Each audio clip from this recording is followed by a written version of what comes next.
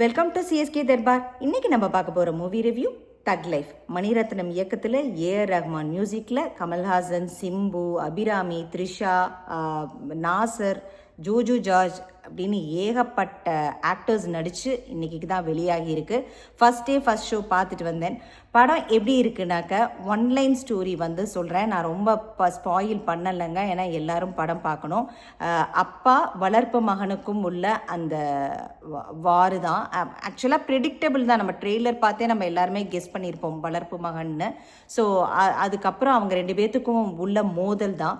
அதில் ஏகப்பட்ட வில்லன்கள், சிம்பு கூட வந்து நாசர், ஜோஜு ஜார்ஜ் எல்லாரும் சேர்ந்து எப்படி ஒன் மேன் ஆர்மியாக கமல்ஹாசன் அவர்கள் இருக்கார், அவரை எதிர்த்து எப்படி வந்து படம் போகுதுங்கிறது தான் கதை. ஃபஸ்ட் ஹாஃப் வந்து ரொம்ப ரொம்ப நல்லாவே எடுத்திருந்தாங்க. ஃபஸ்ட் ஹாஃபில் வந்து ஃபஸ்ட்டு சீன்லேயே நமக்கு வந்து கமல்ஹாசன் அவர்கள் வந்து நாயகன், அந்த கமல் வந்து வந்தார். ஆக்சுவலாக வந்துட்டு அப்படியே நாயகன் கமல் வந்துட்டு அப்படியே அந்த ஃப்ளாஷ்பேக்லாம் ஓடிட்டு போச்சு. அதே மாதிரி பாசிட்டிவ்ஸ்னாக்கா ஒரு சில பாசிட்டிவ்ஸ் என்னன்னாக்கா, மெயினாக வந்து ஏஆர் ரஹ்மானோட மியூசிக்குங்க. ஏஆர் ரஹ்மான் வந்து பட்டையை கிளப்பியிருக்காரு. ஜிங்குஜா பாட்டாகட்டும், பேக்ரவுண்ட் ஸ்கோர், விண்வெளி நாயக்கா, அது வந்து த்ரூ அவுட் த மூவி வருது.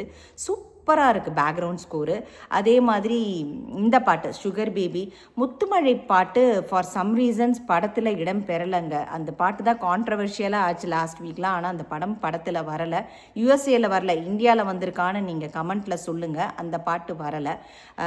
ஸோ ஏஆர் ரஹ்மான் கலக்கியிருக்கார். அதே மாதிரி வந்து சிம்புக்கும் கமலுக்கும் உள்ள அந்த டயலாக்ஸு, வீட்டில் நடக்கிற உரையாடல்கள், அப்புறம் காரில் வந்து அவங்க ரெண்டு பேர் பேசிட்டு வருவாங்க அப்பா பையன்ற மாதிரி, அந்த உரையாடல்கள்லாம் ரொம்ப அழகாக இருந்தது. ஆக்சுவலாக நக்கல் நையாண்டியோட அதே சமயத்தில் க்யூட்டாகவும் இருந்தது அவங்க ரெண்டு பேர்த்தோட இது.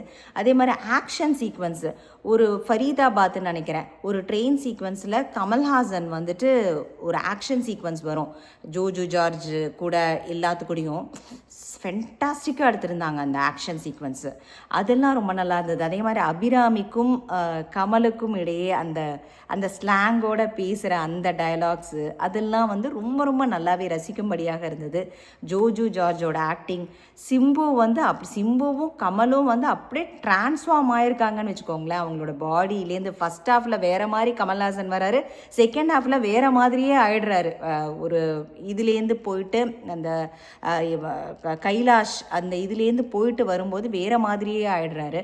அதே மாதிரி சிம்புவெல்லாம் அப்படியே அந்த ஹேர் வச்சுட்டு பயங்கர டிரான்ஸ்ஃபர்மேஷன், பயங்கர சூப்பராக இருக்காங்க ரெண்டு பேருமே.